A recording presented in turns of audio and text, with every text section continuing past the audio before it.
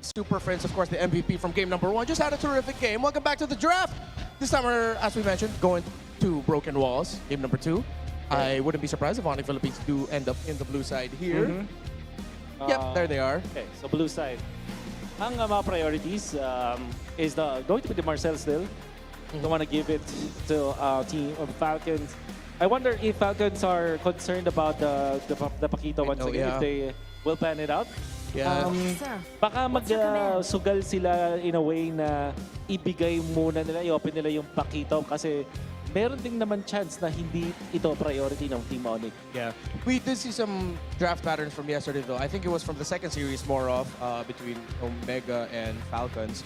Wherein, and this is what we were talking about before the start of the day, with the Phobius banned out by blue side, Falcons banning out the Fray, of course, rightfully so. There's a chance of the Paquito showing up as the first pick on the blue. So that's still the possibility. ONIC, that might be where they're headed towards because they themselves banned out the Jushin as the first pick. Yeah, that's right. So, ang ina-expect din natin dito is the Harley, but it wasn't. It was even last pick doon na previous game. So baka pwede nating makita dito sa dating game na ulit deprioritized yung hero na yon. I can't seem to remember. There was the Paquito. It should be the Paquito. The last one, but we'll see if Falcons will open it up. So far, it's the Fanny. If I'm seeing that correctly, yes, it is the Fanny. Yep. Okay, so last ban. Expecting natin is Paquito, but many things can happen. It's the playoffs. It's a best of 7 nga pala. So may chance na mag-open pa yung mga teams natin. Yeah, that's true. With the longer series, you have a chance to usually open things that you don't usually open. So yeah, they'd rather ban out the box show. Rightfully so. I think it's a well-warranted respect ban towards King Kong and ONIC Philippines as a whole team to take it out. And as expected, we were talking about it. There's the Paquito. Falcons though, let's see if they'll go for a faster roam. They'll get the Claude most likely. Yep, and maybe the Kalea as well. Yep, Claude Kalea. So still no Moscow for Falcons, pero tingin ko yung mga first pick na Claude, understandable. I think I can pass. All right. So Falcons, ONIC, without the back shot, they can move back dun sa kanilang mga priorities earlier, pero wala kasing Jushin ngayon available, so they might just go for a Gord or a Valentina. And what if i-prioritize din nila yung Atlas na ngayon ay pinangsasagot sa Kalea? So what if this is like Gord Atlas or Eve Atlas as the secondary picks wala sa ONIC? I'm a little bit more towards the Gord here. And yes, the first time we saw Atlas this season was it was used by TNC. I think if I'm not mistaken, that was their match against Aurora in week 4, week 5. That was their response towards the Kalea. The Kalea has a hard time. But ONIC, they're giving themselves some time. Roman mid later. They want to see what Haji will end up with first. Now they pick up the Harith and the Lamer. Oh wait, no, yeah, I get why it's tough for them to pick up the Harith. The Atlas already is because the Valentina is still open. Tama. Which is now going to be picked up by Falcons. There we go, yeah. So, it's still the combo, Kalea and the Valentina, but this time it's going to be the Claude. Pero mukhang mababan na sa kanila yung Suyu. I highly doubt that ONIC Philippines will let that through. And that's Atlas na sila ang magbaban. That's Team Falcons, I mean. Yeah. That's kind of interesting to me. I thought that because now that they have the Valentina, they don't have to worry much about the Atlas. So. Okay. Siguro kasi nire-respeto nila yung idea na Brusco pa rin to. Yeah. And it is difficult to get mid-control and mid-priority if you're a Valentina going up against an Atlas. I understand. Right. And I guess sa mga ganitong moments, ang ibaban is the Guinevere, probably from ONIC. Maybe the Suyo eventually. Yeah. Atlas and probably Hylos para sa Falcons na ban? Yeah. That opens up most likely, I think they're going to end up with the Khalid. Usually teams who want to pick up the Khalid in the second phase, they want to take out the Guinevere. So that could be also one of their options. If they just want to like play fast, go for speed, it won't pack or revitalize. But with them most likely taking away either the Hylos or Gacha, one of those. Yeah, there. That's the Gacha.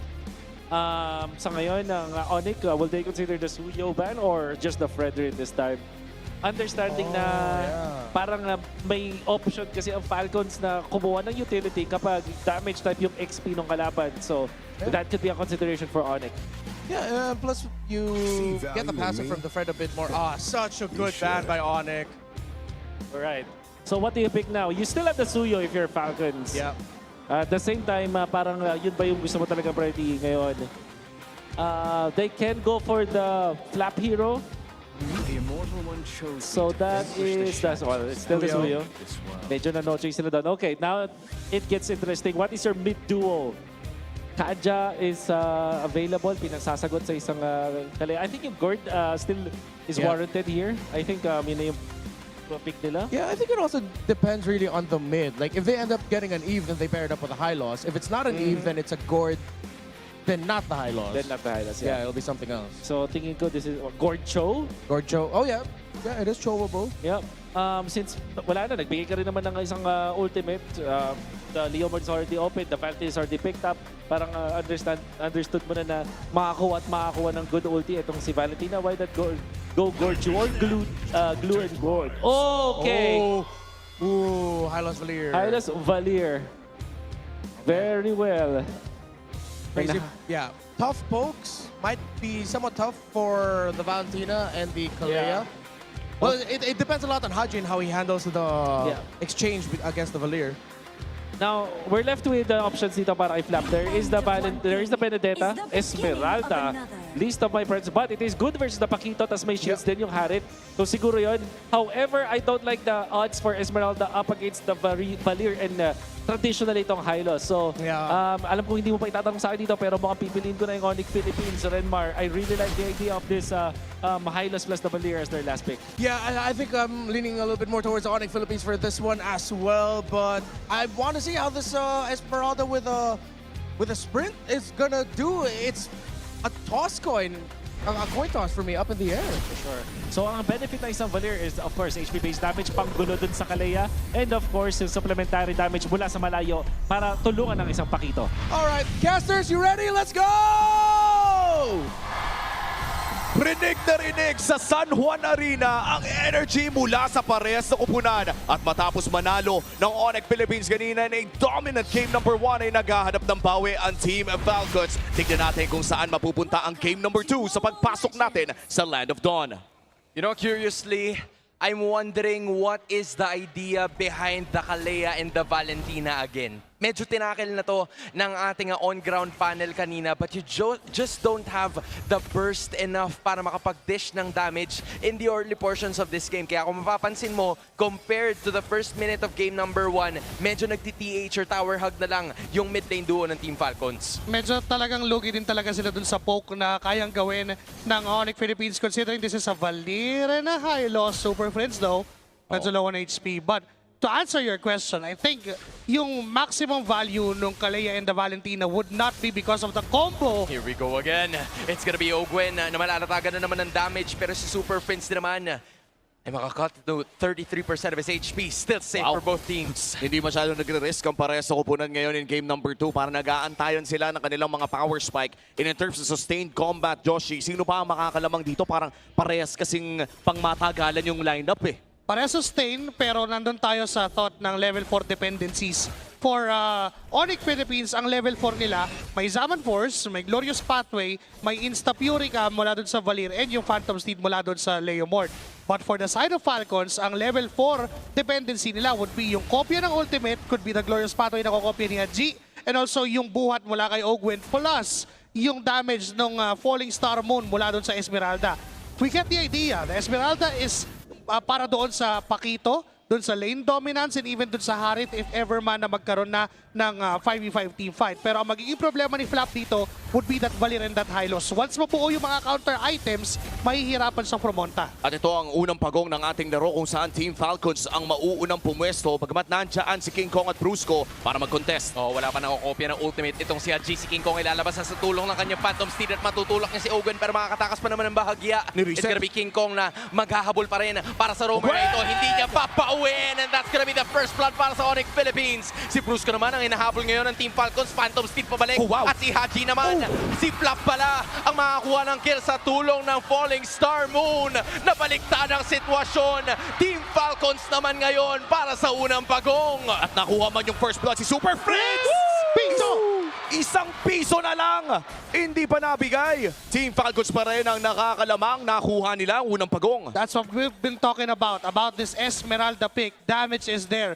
kunat nandyan. Pero merong certain time, darating sa punto na hindi na siya makunat sa side ng ONIC Philippines. Pero ngayon, na makunat pa siya at masakit yung damage niya, kailangan ma-maximize yun ng Team Falcons. Because again, walang pure synergy ang meron ng Valentina at ang Kalea. Ang value mo dito would be their individuality. Ogwen with the Kalea, pwede siyang bumuhat at mag-isolate ng isang member from ONIC Philippines, and mainly that's gonna be King Kong. And para naman sa Valentina, yung kopya ng Glorious Pathway para mabalanse yung mismong itsura ng composition na meron sila. Because right now, nasa pick-off-centric type of lineup sila. Pero pag kinopya niya yung Glorious Pathway, nagiging team-fight-centric yung status ng Team Falcons. And ibig sabihin lang no, pwedeng palang mag-switch ang Team Falcons dito kung anong kailangan nila para sa tamang panahon. At matagal-tagal pa naman bago ang susunod na pagong. Nagsusuntukan lamang si Super Marco at Savero dito, pero nakakalamang si Savero on this Harith against a late game Claude. So far, hindi pa naman ganun kalaki ang kalamangan ng Team Falcons kontra ONIC Philippines. This is still anybody's ball game. Pero ano ba yung power spike na inaabangan ng ONIC Philippines dito? For ONIC Philippines, kailangan nila ng Warax Endless Battle mula kay King Kong.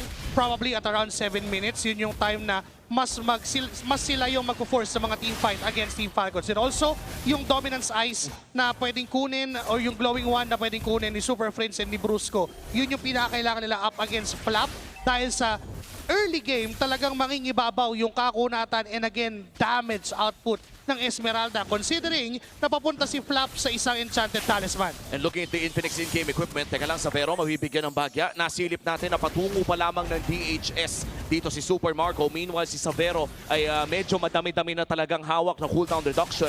Pero may expect natin sa laban na ito ay may onting kalamangan dapat ng ONIC Philippines. Pero hindi pa ata sila lalaban ngayon pa lang. Talagang pinapaspasan na ng Team Falcons para makatake sila ngayon. Si Brusco na naman na kanilang mamamataan habang nakuha ni Kyle yung pagungat. Andun na naman yung Tsunami Slam para makapag-dish out sana ng damage. Pero si King Kong na naman na naghahabol sa tulong ng kabayo. Pero andun na naman yung Blazing Duet para sa kay Super Marco. Si Kirk ay nawala. Si Super Face ang susunod. Si Flap naghahabol. Si Brusco yung lilikod. Para sana makaharap pa si Savero at si King Kong. Hindi naman damage dealer. Sila nga natira pero liban na naman ang Team Falcons para mag-dish down sa kanila. Si King Kong na lang ang natira at hindi man lang nag-ibang sitwasyon. Team Falcons naman ang lamang sa ngayon. Their biggest win in this game number 2. A clean 5-0 wipeout at may pagong pa.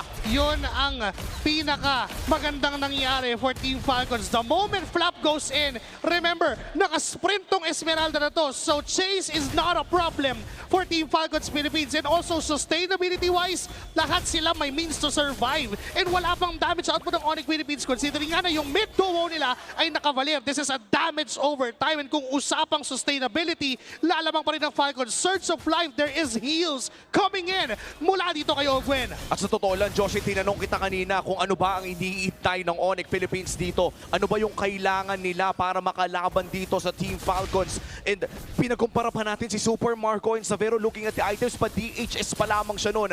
Pero nagawa pa rin ng Team Falcons manalo sa isang malaking team fight. Now going back to that question, makakapalag pa ba ang ONIC sa susunod na pagong? For the next turtle, maaari.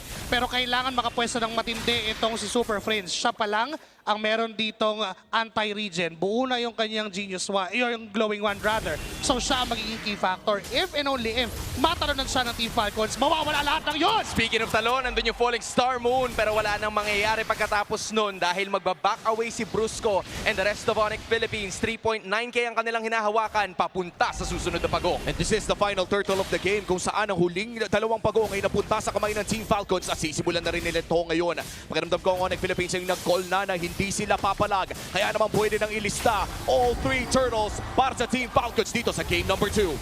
Deja vu but the complete opposite. All 3 para sa Team Falcon. Sila ngayon na may hawak ng 4.4k gold lead. So the idea for ONIC is to just probably trade. Pero hanggang kailan nila gagawin to? Kailangan pa nila makabuo ng items. Kailangan pa ng oras para kay Savero. Hindi to tulad ng Claude na kapag minadali mo agad yung pag-scale at inikutan mo ay makukuha mo agad yung value dahil mas malaki nga naman talaga ang AOE ng isang Claude compared to Aharit. Pero ang ONIC Philippines, kailangan pa nilang i-survive itong mid-game. Hindi muna dapat sila lumaban. They're not they're not the one to force a team fight. They must just counter-engage dahil yun yung nature ng lineup nila. Oo, at sa ngayon magpupush na ang ONIC Philippines dito sa may bandang ibaba.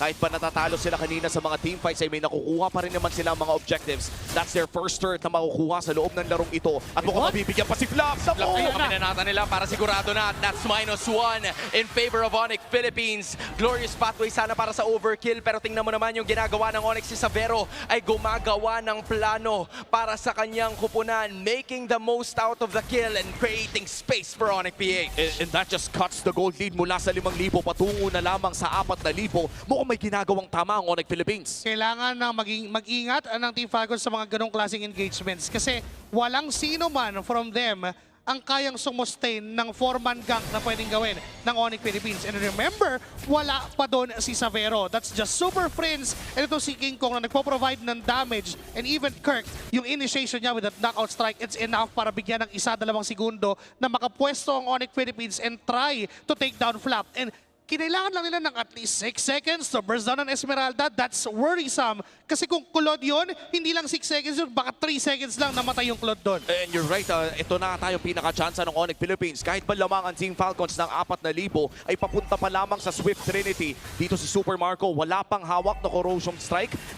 Corrosive Axe at for Savero naman ay papunta na siya sa kanyang Power Spike. At sisimulan na nga ito ng Team Falcons ang unang Lord ng larong ito at pinapakura na ni Haji ang objective.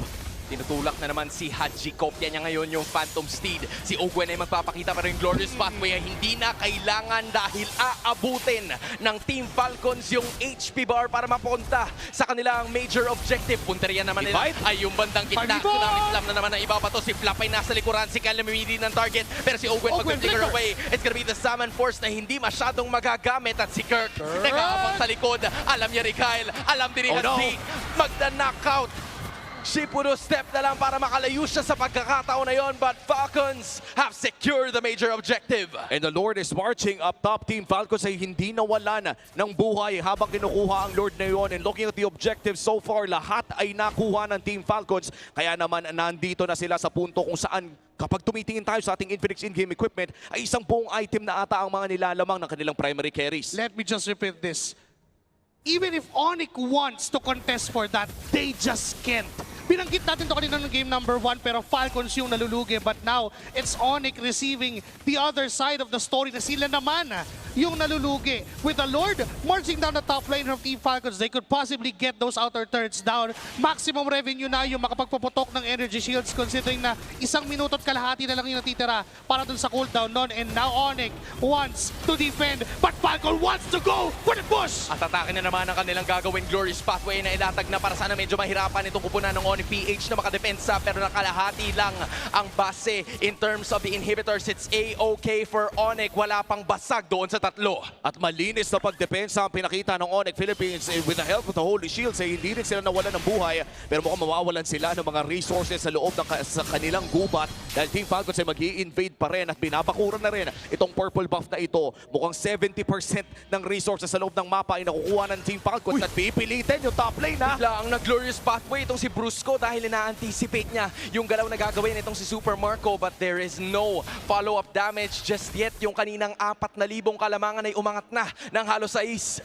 Nahawakan na ulit ng Team Falcons yung control sa mapa. And not just that, yung threat pa lang na hindi basta-basta pwede lumaban yung ONIC Philippines dahil nga hindi pa rin nila kaya. Unlike for Team Falcons na kahit anong gawing initiation ng Team Falcons, okay lang. May it be mauna yung Falling Star Moon o mauna yung buhat ni Ogwen dito, okay lang for them because they've invested so much on their items. Looking at it, pa-Winter Crown na itong si Super Marco. And once ma-complete yun, wala nang pipigil sa kanya. Wala nang threat ng knockout strike na pwede ma-knock up siya or even mamatay siya bago pa man siya makapag-dish out ng damage. And ONIC Philippines, kailangan nilang mag-ingat kasi yung dive ng Team Falcons could be really problematic if you're ONIC Philippines. Oo, and nakita na rin natin kanina yon na talagang kapag pumasok ang Team Falcons ay medyo maiilang talaga si Savero considering that Flap is running this Esmeralda na isa sa mga masasabi nating common na pangontra sa isang Harith na nakita na natin during the regular season.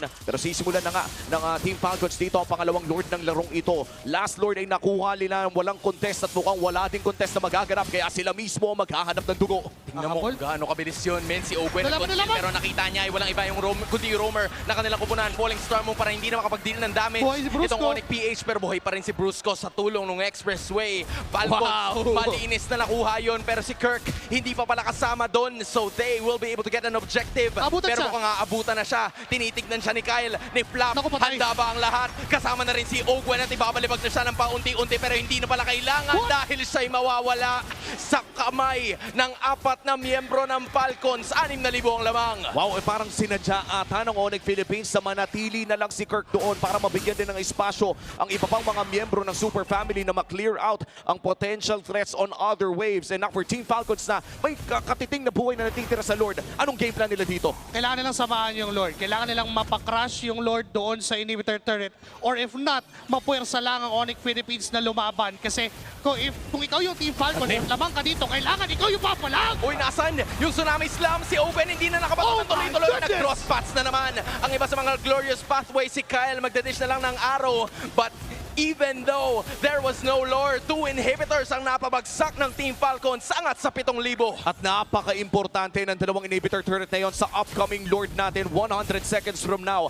Dahil nasa long lane yung isang inhibitor turret na nakuha nila at alam natin that world-class teams, again, we're talking about the M5 and the M6 champions here, alam na alam nila kung paano maglaro ng mga waves. Pwedeng biglang mag-switch ang Team Falcons na teka, hindi natin kailangan pumuwersa dito ng mga bagay-bagay. Lamang tayo. And even yung long lane, wala tayong problema dyan. Diretso for this Lord, even if tumagal yung Lord Dance, lamang pa rin ang Team Falcons because of that.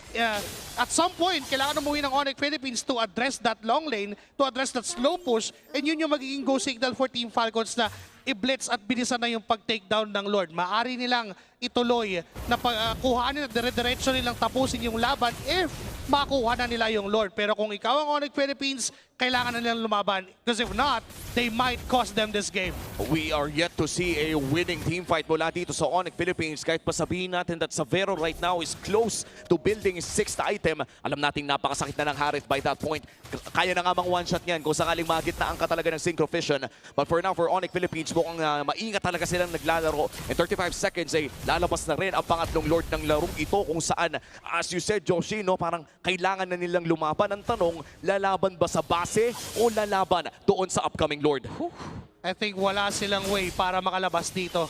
Dahil sa dalawang inhibitor turns na nawala sa ONIC Philippines, always showed off yung minions ng Team Falcons sa base nila. If lalabas sila, maaaring magkaroon pa ng way ang Team Falcons to get a split push or to even get a segue doon sa mga lanes na nakashow nga yung minions nila. Now 7 seconds in.